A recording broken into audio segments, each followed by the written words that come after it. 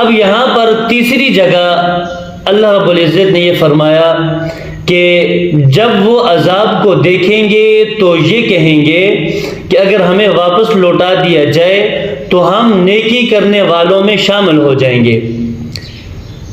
अब इससे मालूम ये होता है कि भाई ये हसरत, ये अजाब देखने के बाद ये कहेंगे, लेकिन इससे पहले की जो दो हसरतें हैं उसके मुताल्लिक ये बात देखें कि जब क़यामत का दिन कायम होगा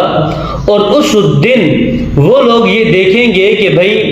अल्लाह रब्बुल इज़्ज़त नेकी करने वालों को जन्नत अता फरमाते हैं और जो नाफरमान हैं, मुजरिम हैं, गुनाहगार हैं, काफिर हैं, मुशरिक हैं, वो अपने गुनाहों की बदौलत जहन्नम में जा रहे हैं। तो उस वक़्त वो हसरत करेंगे, अफसोस करेंगे, या हसरता अला मा फर्रतु फी जंबिल्लाह, के